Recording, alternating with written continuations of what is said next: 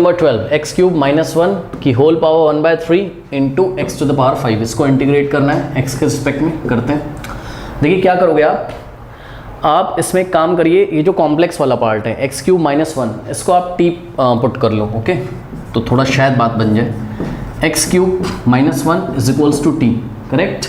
Now differentiating both side with respect to x, तो x cube का differentiation क्या हो जाएगा 3x² और 1 का हो जाएगा 0 इज इक्वल्स टू टी का हो जाता है आपका dt बाय dx। अगर आप यहाँ से dx की वैल्यू निकालें बच्चों, dx इधर आ जाएगा, तो dx is equals to dt by 3x² के नीचे आ जाएगा। ठीक है, तो ऐसा कुछ हो गया, यानी कि ये जो dt के नीचे आया है इसको हमको कैंसिल करना है, इसको काटना है। तो कैसे काटेंगे देखो जरा, क्वेश्चन कैसे बनाएंगे। ये इंटीग्रेशन ऑफ, देखो एक्स क्यूब माइनस 1 की जगह आप t लिखोगे। ठीक है, तो t i का मतलब इंटीग्रल, तो एक्स क्यूब माइनस 1 की जगह आपने t लिखा और इसकी होल पावर कितनी है 1/3, तो इसकी होल पावर कितनी हो जाएगी 1/3, यानी कि t की होल पावर 1/3 इंटू, अब ध्यान से ना चेक करिए, ध्यान से चेक करिए, ध्यान से करिए। ये देखिए एक्स की पावर 5 है, इसको भी हमने चलिए ऐसे ही कॉपी कर दिया। ठीक, अब dx की जगह आपने क्या लिखा, dx की जगह लिखा आपने dt बाय 3x², करेक्ट। अब यहाँ पर ये बात है कि ये x² है और ये x की पावर 5 है, तो x की पावर 5 को आप कैसे लिख सकते हैं, आप x की पावर 5 को लिख सकते हैं x की पावर 3 इंटू एक्स की पावर 2 लिख सकते हैं कि नहीं, क्योंकि भाई बेस सेम है, पावर ऐड हो जाएगी तो वापस x की पावर 5 हो जाएगा ये। तो x की पावर 5 को हमने x की पावर 3 इंटू एक्स की पावर 2 लिख लिया। अब x की पावर 2 कैंसिल हो गया और x क्यूब की वैल्यू आपको t के टर्म में मिल सकती है, यस मिल सकता है। क्या गया, integration of t to the power 1/3 into x cube dt by 3 भी बचा हुआ है। ठीक है, तो x क्यूब की वैल्यू आप t के फॉर्म में निकाल सकते हो, बिल्कुल निकाल सकते हो। यहाँ से देखिए, तो x cube is equals to -1 right में जाएगा तो t में ऐड हो जाएगा, यानी कि t+1 या फिर आप 1+t बोल दीजिए। ठीक है, तो एक्स क्यूब की जगह हम लोग क्या रख देंगे, अच्छा उससे पहले बच्चों ध्यान दें, dt के नीचे 3 बचा हुआ है। ठीक है, यानी कि 1/3 को हम इस इंटीग्रेशन के बाहर ले सकते हैं। अपॉन में 3 इसका मतलब क्या है, अरे भाई यहाँ 1 से मल्टीप्लाई कर दो dt में, तो 1/3 को हम एज अ कांस्टेंट इंटीग्रेशन के बाहर ले सकते हैं, क्योंकि 1/3 यहाँ मल्टीप्लाई है। ठीक है, तो 1/3 को हमने बाहर ले लिया और इंटीग्रेशन ऑफ एक्स क्यूब की जगह आपको कितना रखना है 1+t, तो यहीं पे मैं अगर रख दूँ तो आपको कोई प्रॉब्लम नहीं होनी चाहिए, 1+t ऐसा कुछ आपके पास आ जाएगा। तो ये 1/3 हो गया बाहर और यहाँ पर आपके पास बचा t to the power 1/3 in the bracket 1+t, correct, या t+1 जो भी आप बोलना चाहें, और dt। अब तो ये बच्चों वाला खेल हो गया, इसको इंटीग्रेट कर सकते हो। ठीक है, 1/3 और एक्चुअल में ध्यान दीजिएगा बच्चों क्या कि ये जो 1/3 आपने बाहर लिया है ये पूरा इस वैल्यू में, मतलब ये जो भी आप इंटीग्रेशन निकालने जा रहे हो उस फंक्शन का जो कि t का फंक्शन है, इसमें 1/3 आगे मल्टीप्लाई होगा। ठीक है, तो इस बात को आप समझ लीजिएगा। तो देखिए ये हो जाएगा आपके पास integration of t to the power 1/3 को अंदर मल्टीप्लाई करो तो क्या हो जाएगा t to the power 1/3 into 1 t to the power 1/3 और dt और प्लस इंटीग्रेशन ऑफ, अब t की पावर 1/3 को t से मल्टीप्लाई करिए। ठीक, तो ध्यान से चेक करिए, यहाँ पर t का मतलब क्या होता है t की पावर 1, तो t की पावर 1/3 और t की पावर 1 जब मल्टीप्लाई होगा बेस सेम पावर ऐड, यानी कि हमारे पास हो जाएगा क्या, हमारे पास हो जाएगा 1/3 और प्लस 1 t की पावर 1/3 प्लस 1। कुछ बच्चे सोचेंगे यहाँ इंटीग्रेट कर दिया, नहीं, अभी मैंने मल्टीप्लाई किया है, t की पावर 1/3 इंटू t की पावर 1 क्या होगा बेस सेम पावर ऐड, यानी कि 1/3 प्लस 1 हो जाएगा। ओके, तो अभी इंटीग्रेट नहीं किया, अभी करेंगे। अब देखो चलो इसको यहीं पे सॉल्व कर लेते हैं। सभी बच्चों को पता है 1/3 प्लस 1 कितना होता है, 3 + 1 4/3 होता है, तो ये हो जाएगा कितना 4/3, करेक्ट। तो ऐसा कुछ हमारे पास हो गया। अब देखिए बच्चों यहाँ पे बात समझिए कि 1/3 इन द ब्रैकेट t की पावर 1/3 का जो इंटीग्रेशन है वो क्या हो जाएगा t की पावर 1/3 और प्लस 1, और जो आ जाएगा उसी से डिवाइड कर दोगे भाई, t की पावर में 1 ऐड कर दो, जो हो जाएगा उसी से डिवाइड कर दो, यानी कि ये हो जाएगा कितना 1/3 और प्लस 1 कितना होता है 4/3, तो 4/3 हो जाएगा यहाँ पर t की पावर 4/3 का रेसिप्रोकल करके मल्टीप्लाई कर दो आगे। क्यों, क्योंकि हमको पता है कि भाई हमको 4/3 से डिवाइड लगाना है, 4/3 का रेसिप्रोकल क्या होता है 3/4 ही तो होता है।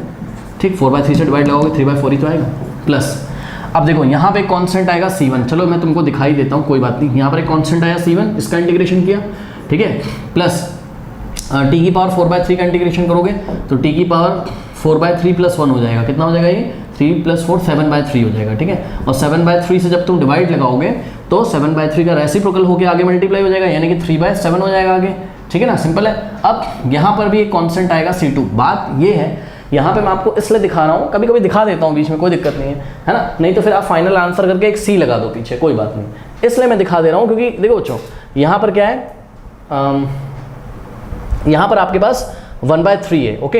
ये 1/3 C1 में मल्टीप्लाई करेगा अंदर, फिर C2 में करेगा, तब भी तो कांस्टेंट आएगा, तो एक नया कांस्टेंट आप लिख सकते हो, ठीक है। देखो ना, C1/3 हो जाएगा यहाँ पर, और C2/3 जब 1/3 अंदर मल्टीप्लाई करेगा, और C1/3 प्लस C2/3 एक नया कांस्टेंट आ जाएगा, ठीक है। मैं समझो समझो समझो समझो, देखो ये हो जाएगा आपके पास क्या,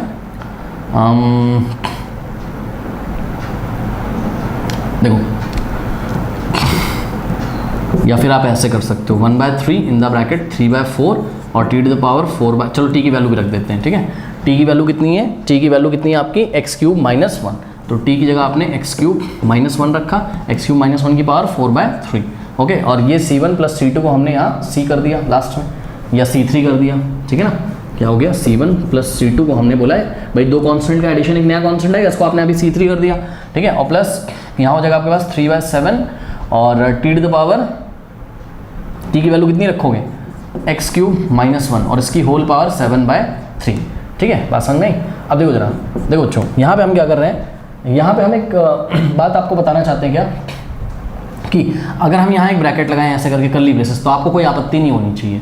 हमने बोला कि भाई इसको हम एक साथ लेंगे और C3 को हम एक साथ लेंगे, ताकि हम आपको दिखा सकें कि 1/3 इस पूरे में मल्टीप्लाई करेगा, ठीक है। यानी कि हो जाएगा 1/3 और इन द ब्रैकेट 3/4 और x³ - 1 टू द पावर 4/3 और plus 3/7 into x to the power 3 - 1 और इसकी होल पावर 7/3, ठीक। तो ये हो गया कहानी।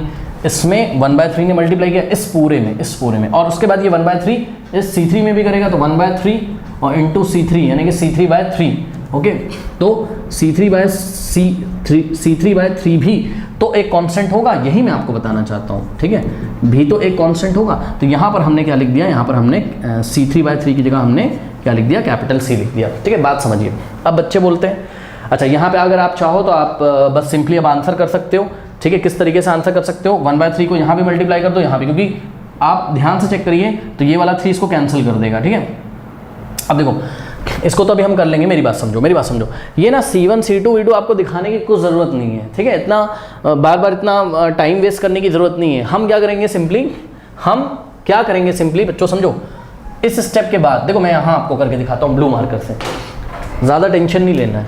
देखो जब हम यहाँ पहुँचे थे, ठीक है, तो हम सिंपली करते क्या, 1/3, ओके, और ब्रैकेट में हम लिखते क्या, हम लिखते 3/4 और t टू द पावर, मतलब इंटीग्रेशन करके जो भी आया था इसको लिखते, और ये C1 V1 कुछ नहीं लिखते, और प्लस इसका इंटीग्रेशन लिखते 3/7 और t to the power 7/3, okay.